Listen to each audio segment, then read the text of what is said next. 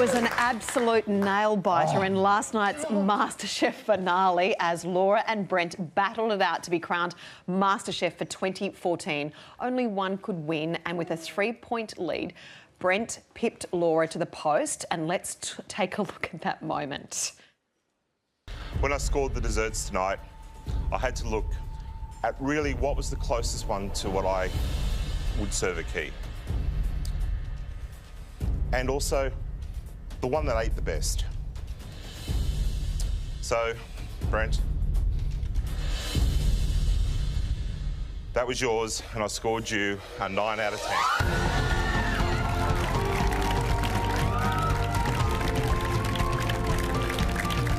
The beautiful and wonderful realisation that you are Australia's new Masterchef. Congratulations! So incredible. And both Brent and Laura join us now from Melbourne and Adelaide. Good morning to both of you. Hello. Firstly, congratulations to both of you for such an extraordinary effort in Masterchef. Brent, I might ask you the first question though.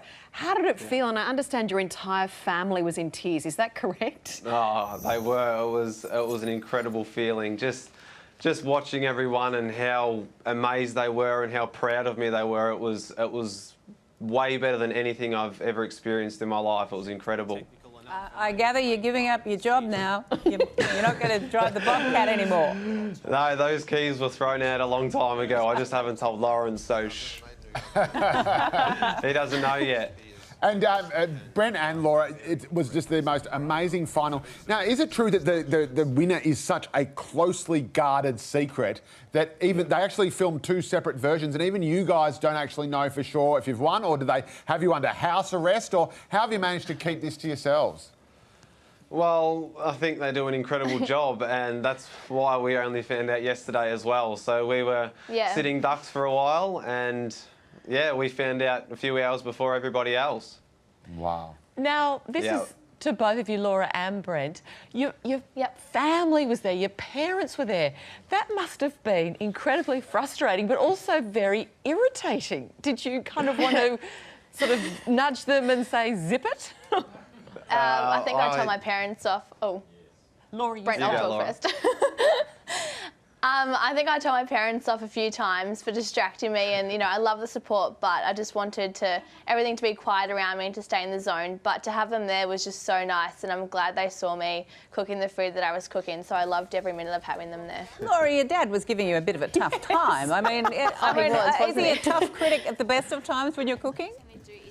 He's always a tough critic. He is like, you know, everything I want to do, I want to impress him. And he was, you know, just always asking me the stupidest questions. And I was like, Dad, you don't need to ask that, like, stop. But, you know, he's proud of me. And, yeah, no, I loved having him there. It was really good. Laura, and you very nearly gave up during the dessert pressure test. It got very emotional. Let's take a quick look at that now.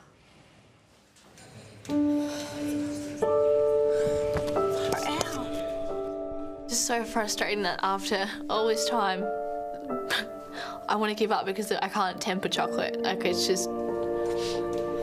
ridiculous. Please just don't yell at me anymore, for the time being.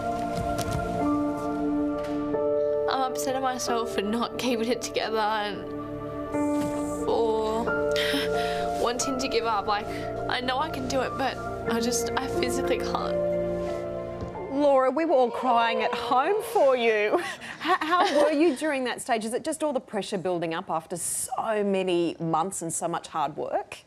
Literally, it was, you know, everything had come down to that moment, and I just couldn't find it within me to move on, and it was heartbreaking to watch even last night. And you know, that moment was so hard for me, and everyone just wanted me to, you know, pull it together and finally temper that chocolate, and I'm just so glad that I pulled myself up and did it. How does it actually feel watching yourself like that, Laura? It must be really surreal going through all that agony all over again, and you're just sitting there with it on the TV, and there's nothing you can do about it. Yeah, exactly.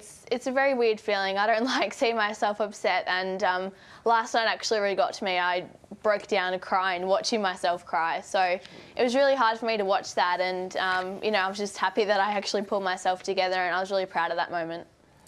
Brent, I've got to say, watching it, it was very stressful, and you reached for the bottle of sherry. I did too. But now it's all over, and you've won. How do you feel?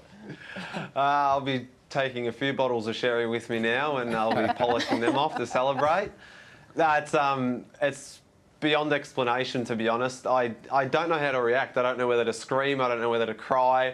It was last night laying in bed where it started to hit me, and I'm thinking, I've got to go to sleep. I've got a big day tomorrow, but I just can't sleep. I'm too excited. My phone's just going crazy.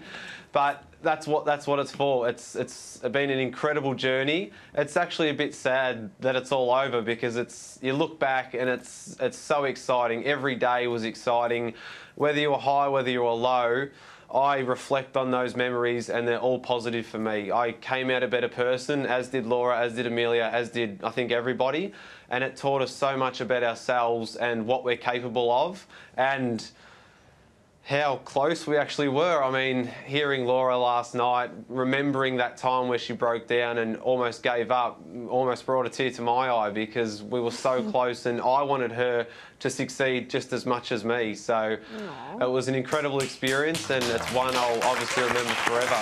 Brent and Laura, we both adore you and have loved watching your journey on MasterChef. Congratulations to both of you once again. Thank you very much. Thanks for your time. Absolutely fantastic. They did so incredibly well. Yeah, beautiful. And George has adopted her now.